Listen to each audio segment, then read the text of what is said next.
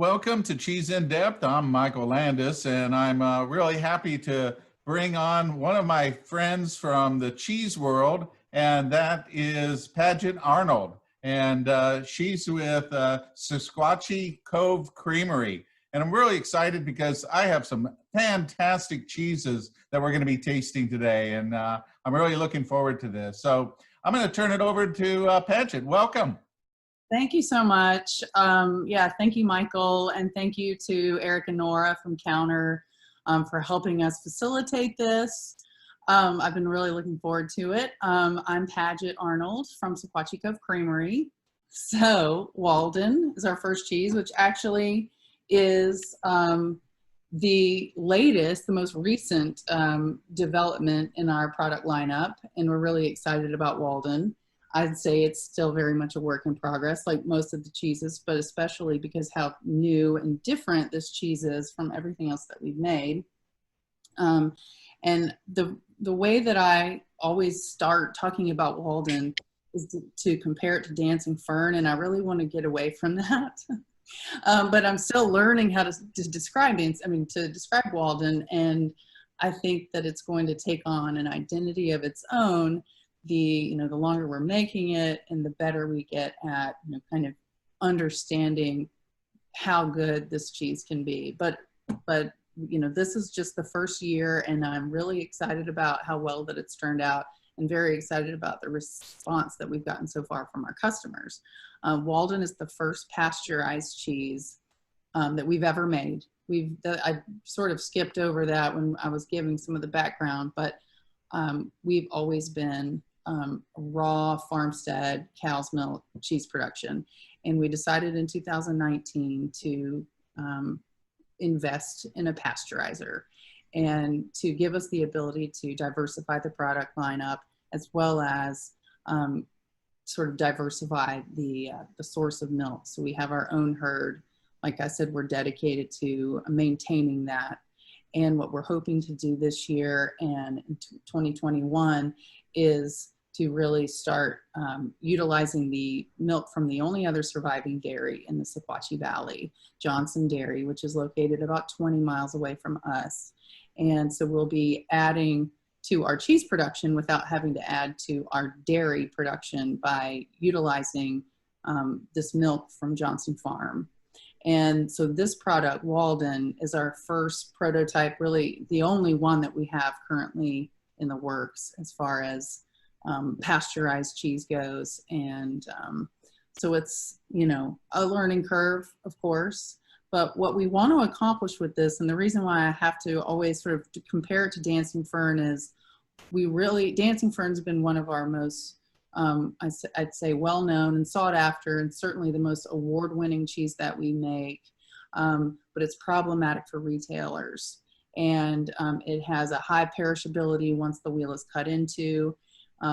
We've just had, kind of just an excessive amount of waste associated with Dancing Fern in the retail scenario. So we want Walden to be what Dancing Fern can't be, because Dancing Fern is a little bit larger format. It's hard to retail the whole wheel as a single unit.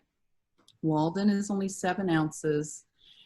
It's designed to be very similar in characteristics to Dancing Fern, sort of fit that niche in the retail case, but be a very much more friendly, easy, grab and go, retail ready size. So that there's no handling, there's no cutting down of the wheel, and to hopefully eliminate that issue that we've had with perishability. And with Walden, I think it's obviously, it's the youngest and somewhat mildest of the cheeses that we have on the lineup. So it seemed like the best one to start with.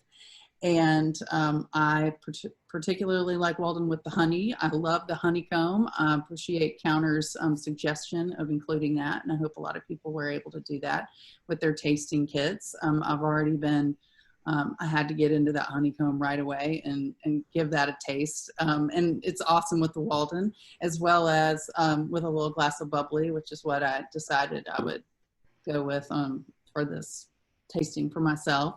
But yes, Eric and Nora, please chime in and give us your thoughts on Walden, because I'm so curious to hear, people, cheese professionals out there who work with lots of cheeses and, know the cheese world better than I do. What are your thoughts and what do you like about it? Totally. Well, we are located in Charleston, South Carolina. We call ourselves a small cheese distributor and ager. We do have aging caves as well for some of our cheeses. We started off selling mostly to restaurants and businesses in the Charleston area. Now, especially with the pandemic, we've definitely shifted to like direct to consumer. We do mail order, we ship all around the country, and deliver locally as well. So yeah, that's our deal. Our main mission is to support like small cheesemakers primarily from around the Southeast, but American cheesemakers in general. And yeah, we've been working with Sequatchie for 4 years now, I think. Something like that. A while. But yeah, we're super excited about Walden as their first pasteurized cheese because I do think that it like really exemplifies just like this amazing quality milk. And I also think that's why it goes with the honey particularly well. It's sort of like that milk and honey situation. And Padgett's probably right on the money for pairing it with bubbly. It's just like it's sort of like an excuse to eat butter, so you need some sort of effervescence to sort of lighten things on the palate. But yeah, we're a huge fan of Walden. That was really interesting to hear, like how you guys came to it, like as going along with like Dancing Fern and the perishability of Dancing Fern. Because Walden is it for a bloomy rind cheese. It holds up so well, and I feel like it satisfies like when you want something very decadent and like brie-like kind of, but it's not like super oozy and hard to deal with. It's just like kind of the perfect little round. Amazingly delicate rind, which is that's like for having bloomy rinds like that, it's all you want out of this type of cheese. So. Yeah. What was the tasting note? Oh, Eric had an interesting tasting note earlier. The rind is super delicate, but it also sort of imparts like this, there's like fungal notes going on, but also it's sort of like this like doughy, yeasty thing. So like the whole combination of butter and like mild yeastiness sort of results in like shortbreadiness to me. Which also would probably be great with champagne. Right. A little shortbread and Walden and bubbly. That sounds so good. Yeah. I like Walden and I like Dancing Fern. It's, kind of along the same lines with something sweet, honey or fig preserves, and something light and like crisp, like a white sparkling wine or, any kind of really crisp, light-bodied white or light red wine. Yeah. And of course, beer. Beer can kind of go with any cheese, so just because of the effervescence. So that's always fun too. What are you pairing it with, Michael?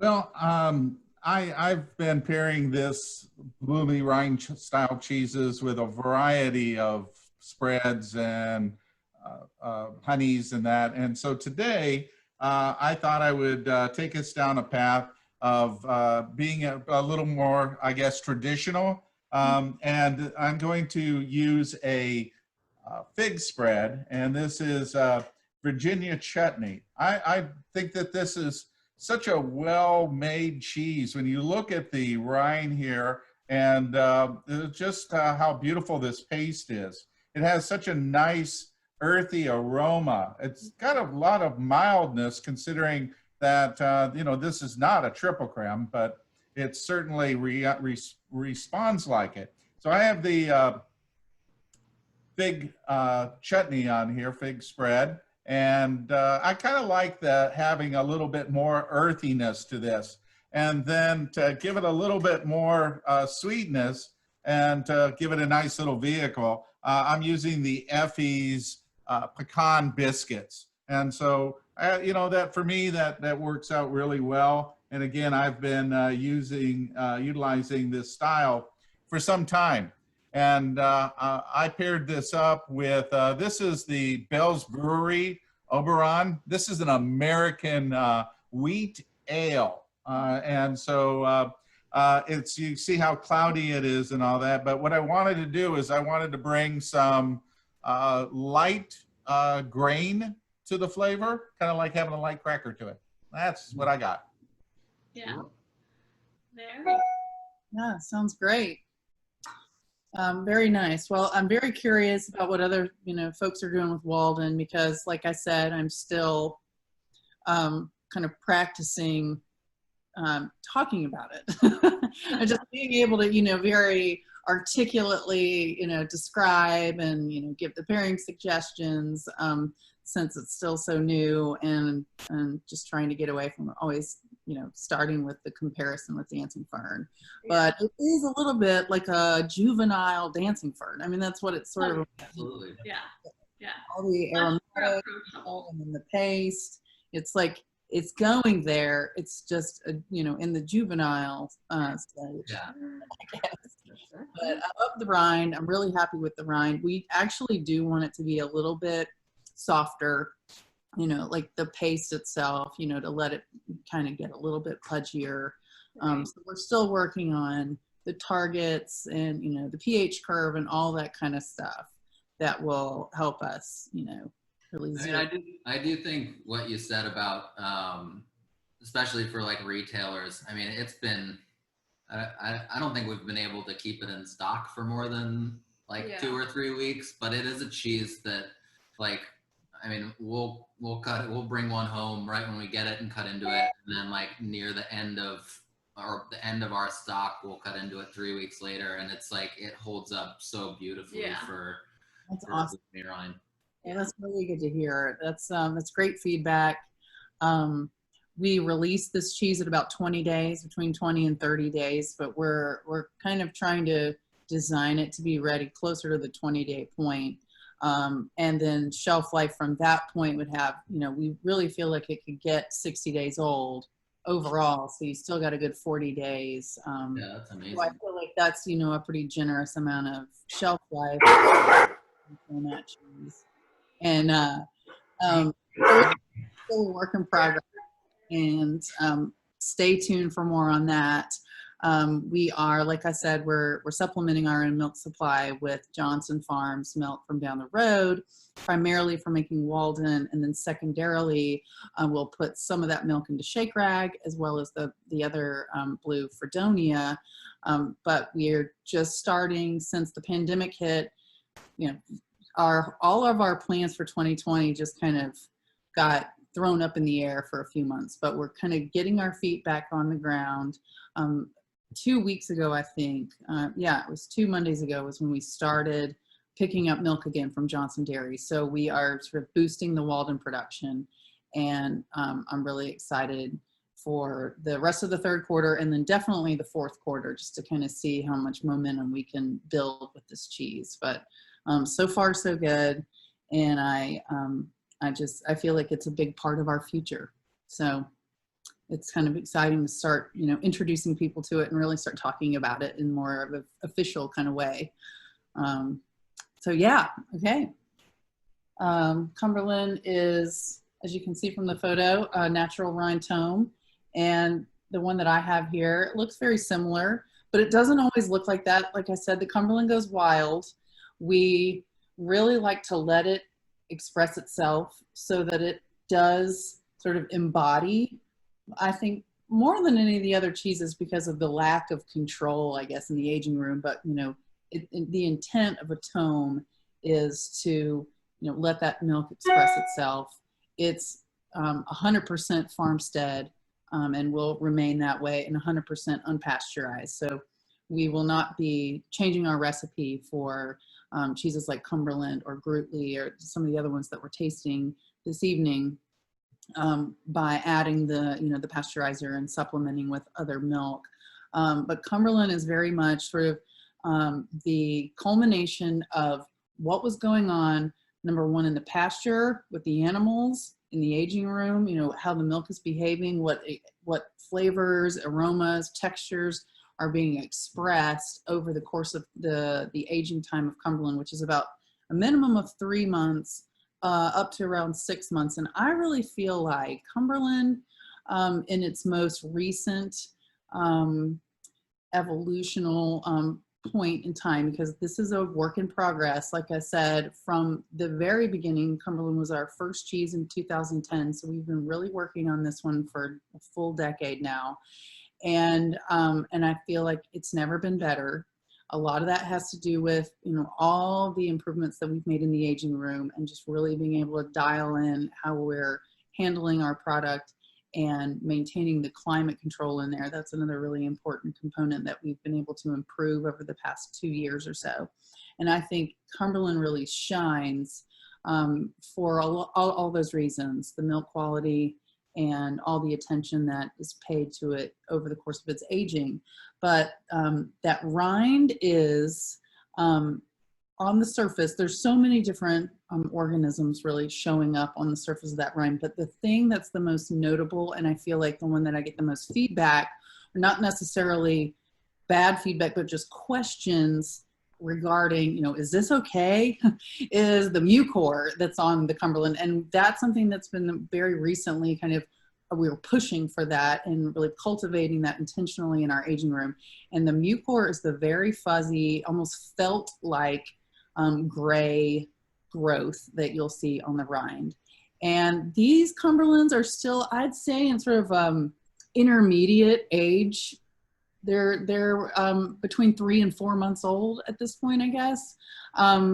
Because we've been making a little bit less cheese this year, our production shrunk a little bit in 2020, and we've been selling through the inventory. We're just not, it's not sitting around as long this year, so we're sort of selling it a little younger, which is fine. I still think it's excellent. But what I learned from 2019, because we made so much cheese and a lot of it just continued to sit in the aging room a lot longer than we had originally planned. But the benefit of that was to see how well it ages out to a 5 or 6 month point in time. And I think this cheese just gets better and better. From month 3 to month 6, it gets sweeter. There's a lot more depth of flavor. The rind continues to sort of evolve. The gray growth really becomes the most dominant thing, and it just looks like a solid gray kind of fur. And we pat it down. So, you know, when you receive that wheel, it's like, you know, kind of flat and there's texture there, but in the, it's hard to tell in that photograph, but if you go in the aging room and you really look at a wheel of Cumberland, like as it's in development in person, you can see that mucor is like standing up like fur. And it's just wild. It's something that, you know, if I didn't understand it as well as I do, I would be just as kind of, you know, like bewildered by it as we, you know, a lot of our customers, a lot of the chefs, a lot of people who have been buying Cumberland for years, just over the past year. So, you know, they receive a wheel and then I get an email with a photograph, like, is this okay? This cheese looks really, really like fuzzy, like what's going on, you know? So we've had to explain the mucor thing a lot, but mucor is a very traditional species for like tome production. And it took us a while to really get it to kind of take hold in our aging room. And so that's kind of a big deal for cheese geeks, I think.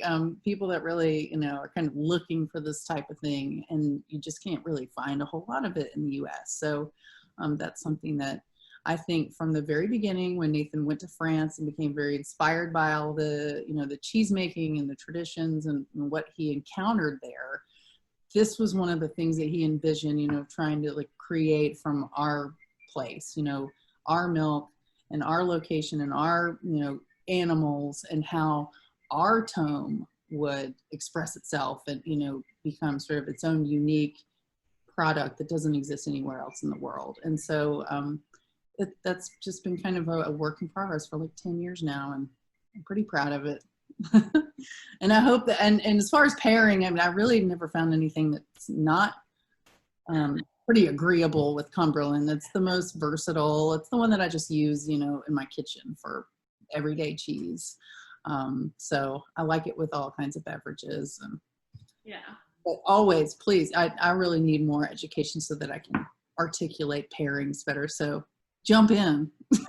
Yeah, I mean, in terms of pairings, I do think it goes with so many different things. I mean, one of the tasting notes that I had upon tasting this batch was this is like very specific, but it tastes like buttermilk buckwheat pancakes to me. Oh, yeah. Because you have like, I mean, it's like Cumberland the paste is always like buttery, but it also has like this great acidity. So you get sort of like this buttermilky thing. And then, yeah, that like the mucor or like the cat fur development sort of lends like this really like earthy depth to it. And it just like, it tastes like so rustic. And I do think you guys did an amazing job, like especially for, like Nora and I worked in different cheese shops in New York for the earlier part of our career, and you would see so many different producers making Tome de Savoie, and like so many different wheels of Tome de Savoie or Tome Crieuse coming in the United States. And I don't think any of them ever tasted this good. I mean, maybe it's because they were like on a boat for 4 weeks or something. Yeah. But this is like, I mean, we always tell everybody like this is like what we think Tome de Savoie should taste like. Thank you. That's a huge compliment because that is the cheese. That's the one that, you know, was the most inspiring to Nathan. And Yeah. where was our kind of, you know, the springboard point for Cumberland for us. Right. Yeah. And in terms of pairing, I mean, we've been making like this really dark, like Danish rye bread for like the whole pandemic, which lasts a really long time. It's super dense. It's like very, very flavorful. So it goes great with that, but also like, I mean, it goes great with all the cheeses. yeah. But also like I feel like any fruit, like whether it's like jam or fresh fruit, just goes really well with Cumberland all the time. Yeah. Right. Yeah. I mean, I pretty much just like eat it with an apple or. Yeah. I really like something kind of acidic, a little bit like tomato jam. That's kind of a nice like combo with Cumberland or some sort of cherry preserve, something like that. But or salty, you know, salami. It just goes any direction pretty much. So the thing I've noticed in this particular wedge that I have, I'm really getting it, and maybe I haven't been doing this very often lately since Cumberland has sort of gained a little bit more time. This is probably at least a month older than the last time I really was studying Cumberland. But I get this strong buttered popcorn. It's like buttered popcorn, like movie theater popcorn smell, but then it doesn't really translate on the palate exactly like that. The acidity kind of comes in and comes through, you know, and there's some, it changes, but there's just something, you know, it just reminds me of movie theater popcorn. And then there's like a caramel, like the older it gets, what I realized last year when I loved about it as we got into the 5 or 6 month old batches, it has that like buttered popcorn on the front and like caramel kind of on the back end that works nicely. This one I think is still like, it's not quite there yet for that caramel thing, but it's I can sense that it's coming on. So, yeah, a little like later in the year we'll probably be getting to that point, but yeah. That's a fun idea, like the different flavors of popcorn. Yeah, who doesn't like that? Caramel and butter popcorn. Yeah. You know, when you said that it tasted a little like the pancakes, I was thinking, yeah, that was my first impression as well. I really like that. I like that it's almost the sourdough because it has that tang to it, you know, flavors in there. So what I decided to do with it is I have a Savannah bee honey, and that's their whipped honey with lemon. And so one of the things that I thought about it was because it has that that pancakey flavor and that I really wanted to have something that would be able to kind of, I guess, dress it up a little bit. And so it works with the rind as well. The rind on this is definitely edible. I mean, it adds to that that little bit of flavor. So you know, I went with the honey, and then you know, if you wanted to have a little bit more structure, Effie's they do a oat biscuit that works really well with it. And I know you're using grain as well. And for the beer, I'm staying with the same. You know, this is that American wheat. Just adds that biscuit flavor to it and kind of helps clean the palate. So that's where I'm at. Totally. Yeah, sounds good. Very good. Yeah, I love that. I just wrote down buttermilk buckwheat pancake.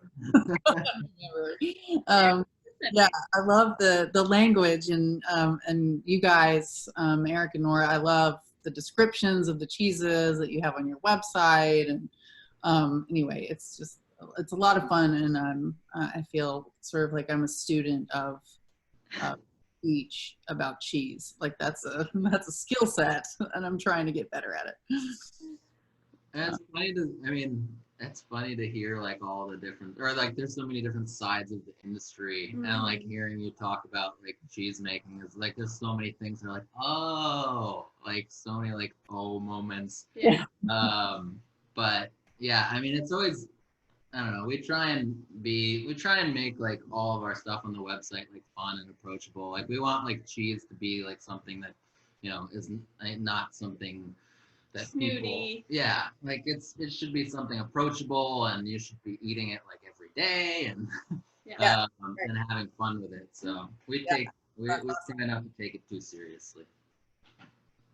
Yeah, I couldn't agree more. For sure. Need more of that. Okay, up next, I believe we are getting to the Gruetli. And I definitely want to give Eric and Nora the floor on the Gruetli because they're really working with Gruetli a lot. This cheese for us was another one that Nathan envisioned from the beginning, where we were really inspired by the Alpine cheeses, you know, the Comte, the Abondance, the Beaufort. Like those were 100% the #1 like thing that Nathan fell in love with. And then quickly, you know, brought me right down, you know, along that road with him. But he had just, you know, really always envisioned having that kind of style as part of our product line. And, but it's been a sort of a lesser known cheese as far as what most people know of from Sequatchie Cove Creamery. We do less wholesaling and, you know, less distributor oriented sales with Gruetli for several reasons. But the real big one is that this cheese ages the better part of a year, a minimum of 6 months, maybe more like 10 or so really on average. So it's a really, really slow learning curve.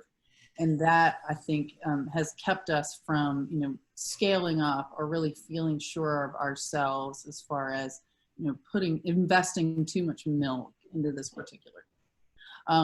So it's something that we've leaned on when we're very heavy in the milk, you know, like peak season where we really just need to put milk somewhere because we just can't handle all of it, you know, going out the door, and, you know, kind of a too concentrated period of time. So we bank the milk in the Gruetli. So what we are eating is from 2019. You know, all the Gruetli that we've been selling in 2020 is from the previous year, and so on. So it's something that we have to really wait a long time for to see the results. You know, so if we make a change, if we tweak the recipe, if we do something different in the aging room, you know, to really understand what we did and how it affected the finished product, it's so slow.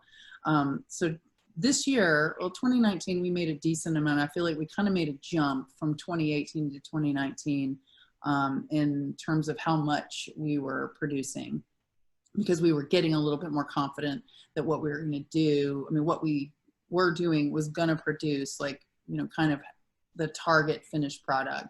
And so I feel like Nathan's level of confidence and enthusiasm for making more Gruetli has really just grown in the past couple of years. #1 reason, our aging room has been, vastly improved, and our ability to maintain the temperature and the humidity and really manage it really well. That has everything to do with how well the Gruetli turns out. So I love this cheese. This is another like everyday cheese for me. And I think Cumberland definitely, like my farmers market customers who've been sort of, the beginning of our business and where we, started was going to the farmers market, and, the Cumberland and the Gruetli being the two most popular cheeses at the farmers market. But I feel like Gruetli's sort of got an edge on Cumberland almost these days because it's just really good. And people, they're like, wait, I've never even heard of this. Wait, let me try that one, and then they're hooked, and they, Cumberland's still a favorite, but I feel like Gruetli has really grown with popularity because, we've just made a lot of improvements. And, but that leads me to say, let Eric and Nora talk about what they do with the Gruetli, because that's really special. And we're so excited to be able to collaborate. With these products. So like Nora was saying earlier, we do have an aging facility where we're mostly doing long-term aging projects. So Gruetli's currently in the cave, and we also have some hardware, which is like a Pecorino style from 20 Paces in Virginia. But I think like when we first tasted Gruetli, we got super excited about it because it definitely, and I think even on our website, we even say it's like Padgett, like you were saying, it's like this amazing in between of like Comte, Alonance, and Beaufort. Like it's, like it has like the sort of like mild nuttiness of like Comte, but then there's like especially this current batch that we're eating has like these sort of, you're beginning to taste like these like wild, like really like wildflower or like green garlic notes. You just sort of start to get like little hints of like things that are like a little further reaching than just like the mild nuttiness, like caramelly flavors and like the tropical fruity thing. It's starting to come out a little bit more. So we wanted to sort of age some Gruetlis out and see what direction it went in. And last year we were really happy with how, I think we had. Last year was the first time we did it, right? Yeah. I think we had, I think we maybe only had one wheel last year. So but they are big wheels. So. Yeah, like 25-pound wheels. So we had 25 pounds that we only sold like through our retail avenues. This year we have 2 wheels in the cave, but probably want to try and get some more from you guys. But yeah, and I think we're just super excited about this style because I feel like a lot of cheesemakers make Alpine style cheeses, but I don't know that any are this, like, I don't know. I think you're hard pressed to find something as balanced as Gruetli. Like it sort of has like in its younger age, it has like this really pleasing, like approachable, like caramelly, like brown butter, like a little bit of fruitiness. But like once it gets older, it's just, we've found that it ages out so beautifully, which I think that's I think that probably speaks to your milk quality and your cheese making practices. But I think with a lot of other Alpine styles, like things start to get a little weird and crazy, and sort of tingly and oh yeah, we've had plenty of the tingly stuff.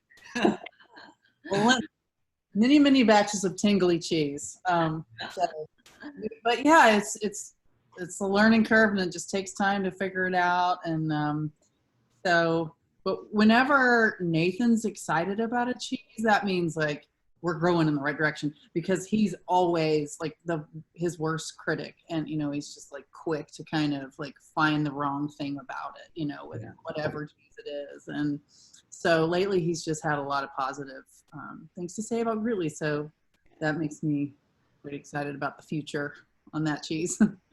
Yeah. I think that this has such a nice spiciness to it. You really get that richness. You get the maltiness out of it. You really get that cooked butter and roasted nutty flavor. I just really love that. I think it's a great example of a true Alpine cheese.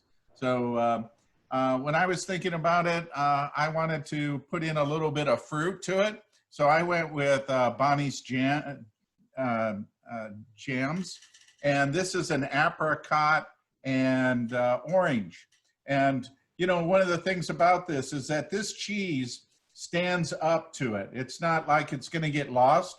So you can really slather this on and really get you know, get it nice and gooey and rich. It's just got so much of a flavor that you can go up against this cheese. And so you can really pair this with a wide variety. You know, as Nick said earlier, that, you know, you can't really go wrong with this one because it has such a great diversity of being able to work with the different flavors. And for beer wise, I went up with, this is Cigar City.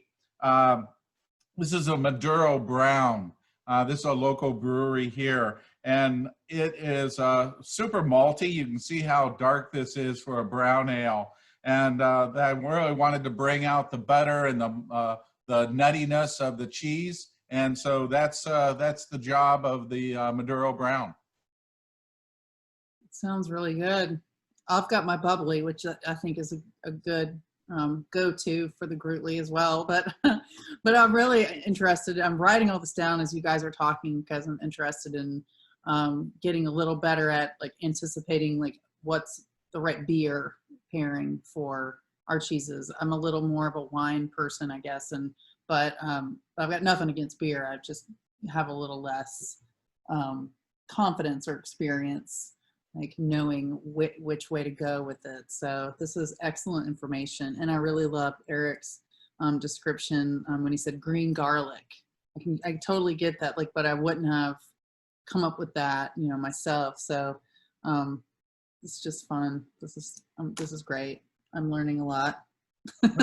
A lot of times the beverage can change the cheese, help it out a little bit, bring out more butters on here. But actually, this cheese makes the beer better because it adds, instead of just being malty, it adds a nuttiness to it. So it's kind of like a nut brown ale instead of that. So, you know, you get a big bonus with it by it actually bringing more of the beer flavors out as well. So kind of nice that way. And it doesn't take anything from the cheese. You know, the cheese just can stand up to it. So Up to it. nice, Right. fun little pairing. Yeah, sounds great. I like the idea of the citrus, like a marmalade kind of combo with it. Sounds really good. Yeah, the orange works really well.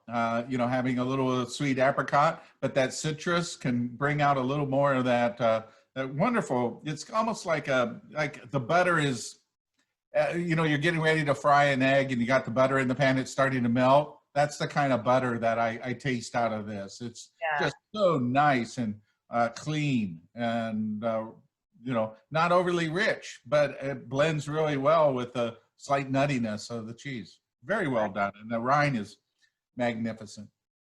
Thank you so much. Thank you very much. Yeah, I'm pretty pleased with it myself. And sadly, we're coming to the end of the 2019 Gruetli supply. So we're going to have a little gap, but like I said, we're making a lot this year, but it's just going to need a little bit of time before we will have any 2020 Gruetli ready. It's probably going to be, you know, solidly in the fourth quarter before it's ready. So so get it now while it's still around. All right, what's next? We have Bellamy Blue. And the Bellamy is one of 3 blue cheeses that we make. It is what I would consider the most sort of like a cave age. It's definitely a natural rind blue. It hasn't always been. Originally, Bellamy was a waxed blue cheese, But what we've always done is at the very beginning, a week or two, we rub the cheese, we rub the Bellamy with applewood smoked sea salt. And that is to sort of influence the flavor, and then, but not too much. We really want it to be a subtly smoky kind of, note, I think, in the flavor profile, so that it's not overly smoky. And the cheese quality, what's going on really in the cheese comes through, and the smokiness is just sort of a, kind of enhances the whole tasting experience. But I think it was 2017 or 18 when we decided to transition away from waxing the Bellamy to creating more of a cave age natural rind blue. And I think quality wise, it improved quite a bit. So this Bellamy is actually our first batch of 2020. So this is a relatively young batch of Bellamy. We're making a lot less Bellamy this year because we're just generally making a little less cheese overall, but the Shakerag is kind of getting the lion's share of the milk, and Bellamy's a little bit less, a little fewer and far between, like only a couple of batches a month that we've been producing so far. But I love this first one. I guess now it's probably about 3 months old, maybe not quite even, somewhere between 2 and 3 months. So it's a super young batch of cheese for a blue. When we were waxing the Bellamy, we were aging in at least 4 to 6 months. Now the natural rind Bellamy, we really like it more between 3 and 4 months. So I think this is just barely, on the young end of the age spectrum. But I love Bellamy for its a little bit more straightforward quality. It's very savory. It's got that, mineral component.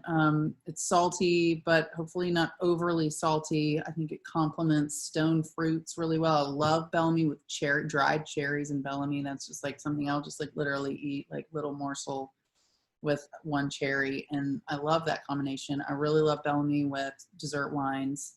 I think something sweet and rich really just sort of offsets and complements the flavor of the Bellamy, brings out the smokiness a little bit. But it is, it's just a beautiful blue, and it's a little bit less sort of specialized than the other two blues that we make, and more just kind of for the all-purpose blue cheese lover. Somebody, you can easily make blue cheese dressing with this. It pretty much goes on any salad. It's excellent, crumbled on a steak or like a blue cheese burger. It's just kind of the most straightforward go-to, straight up good cave-aged blue cheese. And so I would say, for that reason, it's probably the next most popular cheese that we sell at our farmers market. So what do you guys think about Bellamy? Well, I mean, I've obviously loved all of these cheeses, but when I took a bite just now, I was like, this is so good. I feel like, when I'm tasting cheese, it's often like when I've just taken it out of the fridge, I'm cutting an order or whatever, and I'm just like, oh, I haven't had this in a while. But this, I feel like we got it to the perfect temperature, and not only for the flavor, but for the texture, I feel like getting it up to room temp, like just makes it very luscious. So I'm really digging it.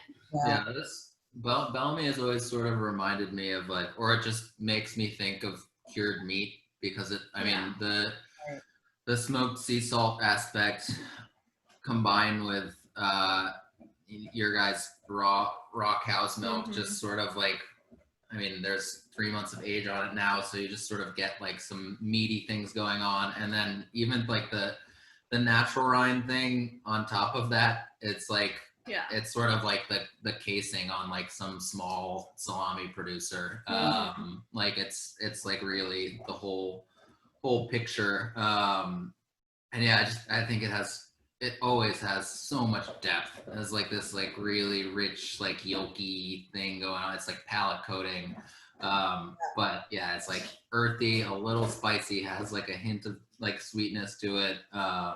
Yeah, it's such an amazing blue. And we've actually, at one of our farmers markets that we do, there's a raw milk producer, and she constantly talks about using Bellamy to make buttermilk dressing. Like she uses her raw buttermilk and is always using Bellamy in it. Yeah.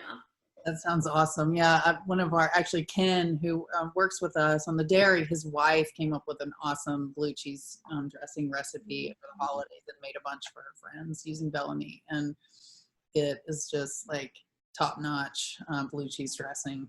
Yeah, it just makes me want like a plate of wings. Yeah.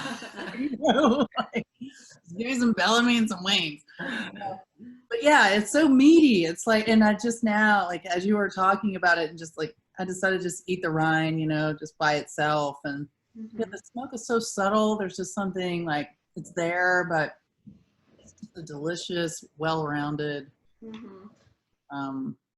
And because I think, you know, it's obviously very young, it hasn't even gotten close to like any kind of ammonia, you know, which it will tend to go there, you know, the older it gets, especially this particular cheese. I think the ammonia can be a little bit stronger, but I like this really fresh young Bellamy.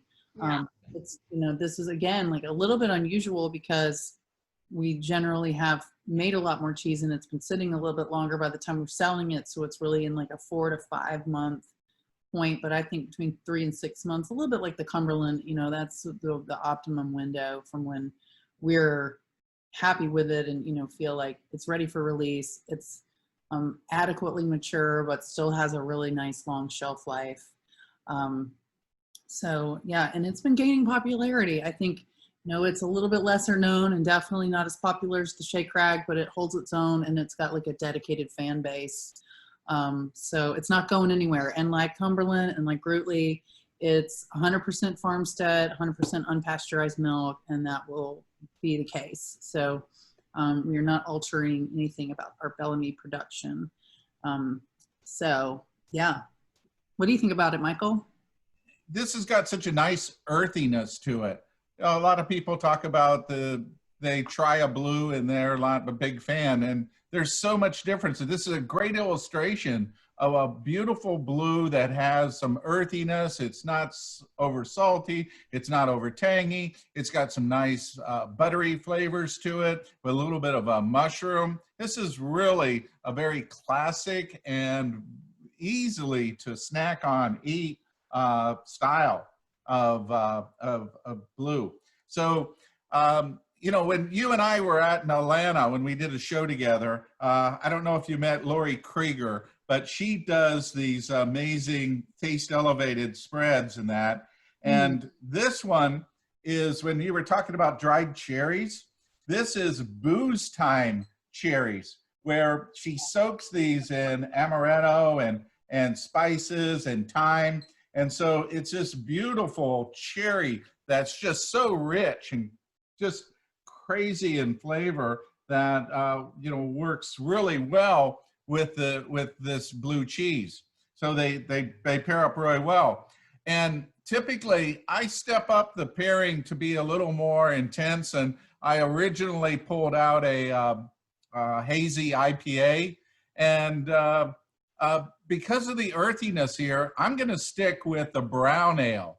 And with the brown ale, the booze time cherries and the cheese, it's just a mouthful of rich, malty, cherry, buttery flavor. Yeah, I think Bellamy always makes me want, I mean, Fredonia too, but Bellamy always makes me want like English beer. Like, yeah, brown ales or like English pale ales. Yeah, the super malty stuff goes really well with Bellamy. I do a lot of pairings, and I'm going to give that top 10 in the world. They're so magnificent. It's so rich, the flavors you get, what a blue should be. So balanced and buttery. So magnificent. That's awesome. Well, I feel like this, you know, as I'm tasting it, and like I really want some cherries right now, and I don't even have any. My son is a huge cherry, that's his favorite thing, so he just, you know, consumes everything in the kitchen. But and I'm having my bubbly with it, and it's probably just not quite the right combination, but it's okay. But you're like, that's really exciting. I think this cheese, being as young as it is, like it's just really only getting started, you know, with like where it's going in that buttery, like super like just rich direction.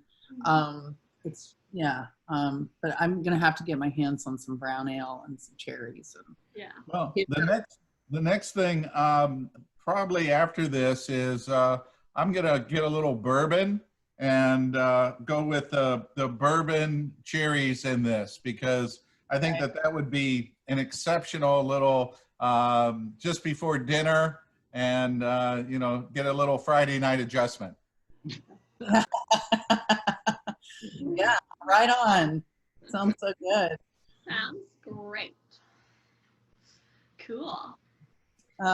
Okay, well, so the final cheese in the lineup would be the Shakerag Blue, last but not least. And this, I think, is hands down the most popular cheese that we make. The one that we dedicate the most milk to. We're making more of it than anything else, and we're selling it all. We constantly are back ordered on this cheese. It's kind of like we created a beef whiskey wrapped monster. This cheese is such a labor of love. It's so overwhelming, the amount of work that goes into it, but it's so worth it every year. And at this point in the year, especially like the month of July and August are the peak season. That's our time for gathering the fig leaves. And that's my job. So that is the one thing that I do that's like a production component. So I'm not entirely absent from production, but my job is to acquire as many fig leaves as I can during this point in the year. And I have several sources around the city of Chattanooga where I harvest the leaves myself, or they are harvested for me and brought usually to the farmer's market. And I actually have a handful of customers that bring me leaves and they get cheese. So like you can actually get cheese in exchange for fig leaves at the Main Street Farmers Market in Chattanooga. So I guess cheese does grow on trees sometimes, but for the most part, I harvest myself, and we actually have 40 fig trees of our own that we planted on our 5 acres here in Jasper, Tennessee. So it's a giant effort. We probably harvest at least 50,000 leaves. I mean, not kidding, like somewhere between 50 and 60,000 leaves. It's like insane. And it takes weeks, and it's of course the hottest part of the year, and I got to get out there, and those fig trees feel like sandpaper. I mean, like I kind of have to like cover my face, my arms, my hands, my neck, everything, because I get up in the tree and I'm like reaching all around, because most of the best leaves are in the understory of the tree where it's shady, because that's where they get like big, broad and a little less lignified. So that's the ideal leaf, but we try to use, every leaf that we can. And so we harvest those leaves, then we submerge them in food grade buckets full of whiskey, Chattanooga whiskey to be exact. So that's a partnership that we have with Chattanooga Whiskey, our local distillery in the city of Chattanooga, and they are awesome to work with. So at this point in the year, we're buying like, carloads, cases of whiskey. Nathan actually just picked up about 12 cases today. So we'll be able to cook some leaves and get them in the whiskey this week. But they're harvested, they're trimmed down, they're cooked in a steam sterilizing autoclave type of container. It's like just a big cauldron that steam sterilizes them. And that obviously, is a sanitary step, but then it also sort of softens the texture of the leaves. Then they are submerged in whiskey. And then those leaves sit in the whiskey for several months. So what we're harvesting right now is really going to be the very tail end of 2020 and the bulk of our 2021 cheese production. So that's a giant undertaking. But Shakerag is aged anywhere from 6 to 12 months. I think this batch that we're eating tonight It's batch 257. So that is just about a year old. It will be a year old, I think, at the end of August. So we're like, this is a very, very old batch of Shakerag, which is kind of cool to contrast with the Bellamy, which is a very, very young, sort of on the opposite end of the spectrum for the blue cheeses that we make.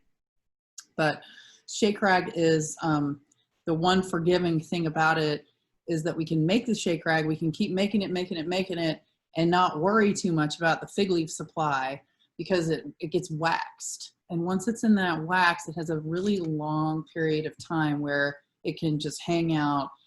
It's in a cold storage. It's not in the aging room anymore. It's in a very cold, like 40-degree giant walk-in cooler, which is also an aging room that we use for the blue cheeses. So it's stored cold. It's aging, but very, very slowly.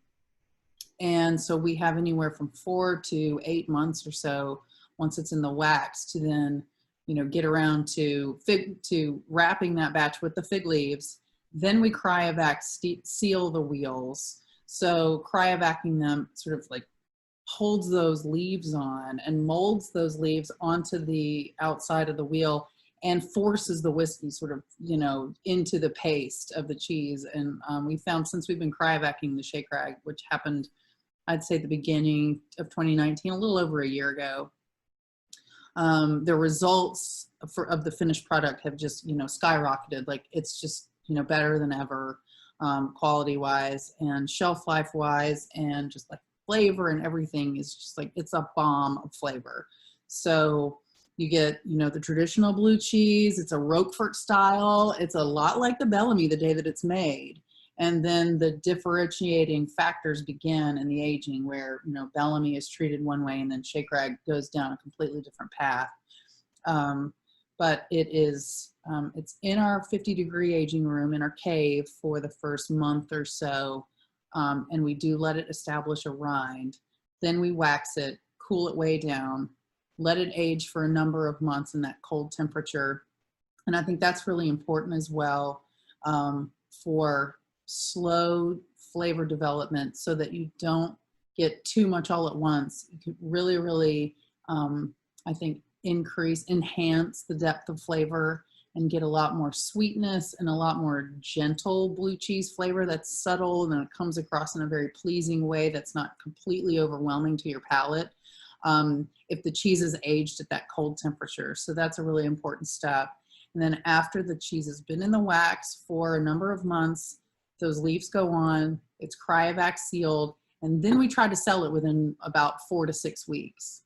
So that's the one sort of limiting factor. Once the cheese is in the cryovac, we feel like it really only has, you know, maybe 4 months or so before it needs to be cut open because that oxygen supply is obviously completely limited. And the one thing that blue cheese needs for that blue veining to, you know, to develop and really come through and express itself is oxygen. So we don't want to deprive the cheese of oxygen for too long. But we found overall that the finished product quality has been just enhanced tremendously by that final step of cryovacking. But I just love this cheese. I pretty much crave it every day, just a little bit. Like I just want to take it like a nibble while I'm cooking dinner, you know, like have a little wine, have a little Shakerag, just straight up. I don't really ever pair it with anything. But I mean, it does pair well with a lot of things. But red wine, I'm kind of a fan of a Petite Syrah and a Shakerag combo. That to me is something that even this time of year, I just want that in the evening. It's my favorite sort of happy hour snack. And I also just bought some salami that was made with whiskey, and I haven't even tried it with the Shakerag yet, but I just thought that might be kind of a fun thing. But it certainly pairs well with the Chattanooga whiskey. Like, you know, to sip some whiskey and eat some Shakerag is a excellent combo. So, I don't know what else I can say about Shakerag. There's just, I can go on and on, but somebody else talk. Well, it is just a really phenomenal cheese. I mean, I remember us talking one day when we were cutting into a wheel, and it's just like the best cheese that doesn't taste like cheese. It tastes like fruit. Like Yeah. it's like it tastes like something else, and it's just like it's so crazy how flavorful. I feel like I've never tasted any cheese Yeah, even this like flavor pack. in terms of like, I think we've had a decent amount of like fig wrap things, but I think you just get like every single like subtlety or like the best parts about fig leaves, which it has like, I feel like because we've done like a few little experiment cheeses, mostly wrapping like just like fresh cheeses in fig leaves and letting them sort of impart the flavor for like a week or so. And I feel like you get this like floral, fruity, like chamomile thing, like sort of like vanilla, which like also lends itself to the whiskey. But I like, yeah, I mean, the like level of fruitiness is like, it's like really explosive. It almost reminds me of like juicy fruit gum. Like it's like so huge. There's so many like fruits in there. There's blueberries and bananas and pineapples, but like juicy fruit gum, that is definitely all that combination. And yeah, it's almost like cheese candy or something, like if cheese was a Skittle. Yeah, absolutely. That would be a Shakerag. It's as much as it's like a labor headache, and it just is overwhelming. It's by far my favorite cheese. So. Yeah. I think the other, I mean, one thing that I think we've found with carrying Sequatchie stuff is, I mean, obviously, since we only work with American cheeses, and having worked with European stuff for the early part of our career, there were certain things that we missed. Like, I mean, Roquefort is definitely one of them, and I think this totally like nails like what I miss about Roquefort. Yeah.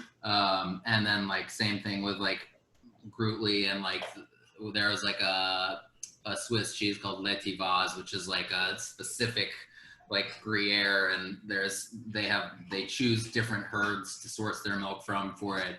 And that sort of hits that. And then like you guys started making Fredonia, which is like Stilton, and the only other cheese that we like really missed. So I feel like Sequatchie is doing an amazing job on like we don't need any European cheeses at all. We can do it. Well, that's certainly the inspiration. That's where it all came from, was those traditional cheeses.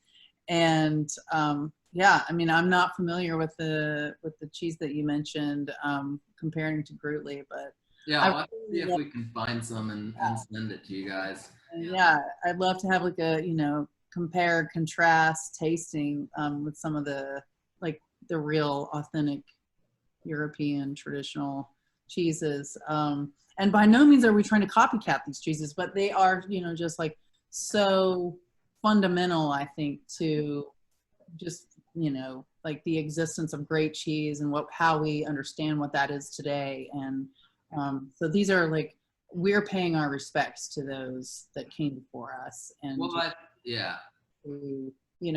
like kind of be as good and as quality oriented as those cheeses are.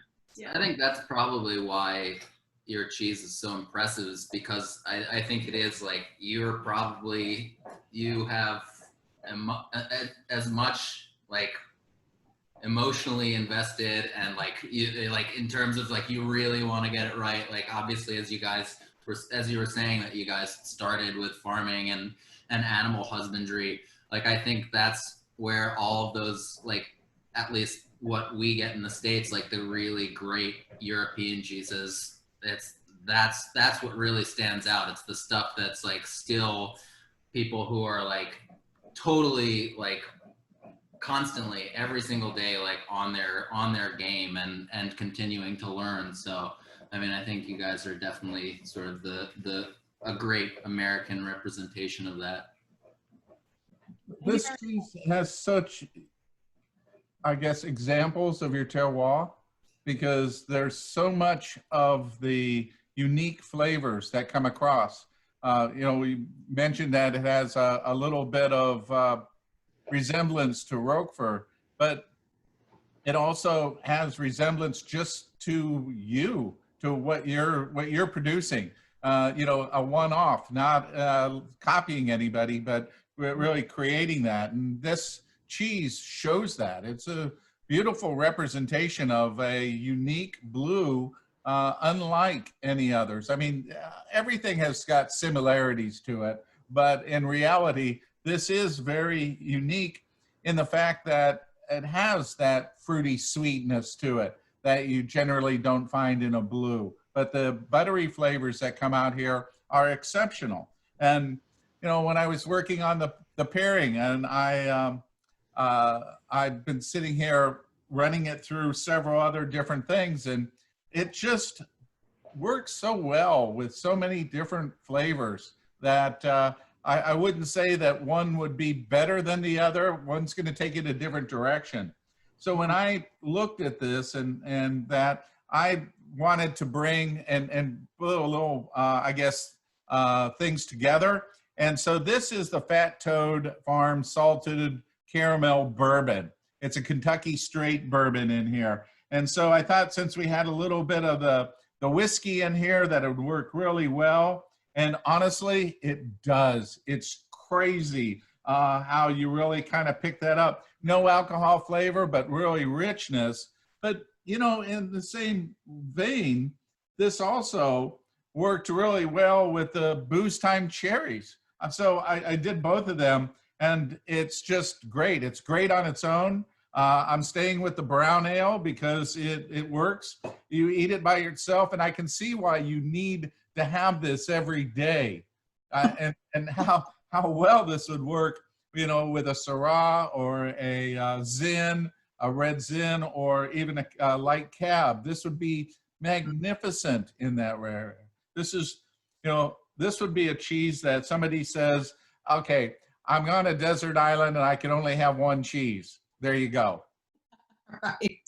I just never get tired of it. And it's not that I need much, you know, because a little goes a long way. It's very rich, you know, just overwhelming the palate type of flavor. But it's something that, like, you know, it just helps me kind of like calm down and like get into a more relaxed mindset. It really, it's like a mental health like thing for me, I think. So I've never really analyzed it like that so much, but I think that is part of it. And it's just a cheese that's close to my heart. I feel like my hands had something to do with that cheese, unlike the other ones, you know, so maybe that's another part of it that's like an emotional attachment for me. But there's just something about those flavors, and like the fig leaves on their own are kind of coconutty.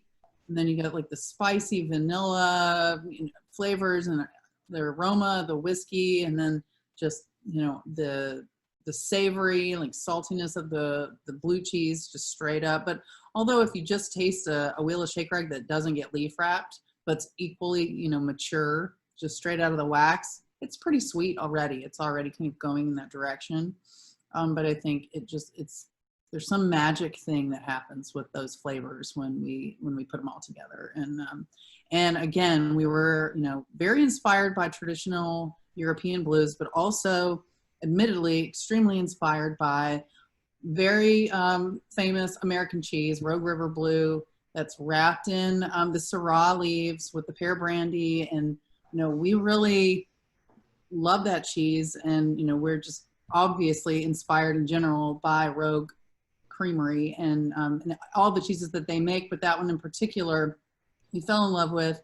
And I think around 2011, a little bit after we'd been making cheese and we're getting a little bit more confident about branching out and maybe trying to make some blues and different styles, we thought it would be, you know, really unique and kind of along the same lines with the, you know, just our philosophy and what inspires us to make cheese to begin with, because it's very close to our, you know, our roots in agriculture and the land and, you know, everything about our particular place and corner of the world, that taking whiskey and fig leaves that are very, you know, highly sort of associated. Fig leaves, maybe not so much, but fig leaves are extremely prolific here. They're, you know, it's very common just, you know, people have figs everywhere in their backyards. You know, it's just a really easy to grow tree, and something that we could get our hands on. And it's an edible leaf and very aromatic. And we just thought whiskey and fig would create like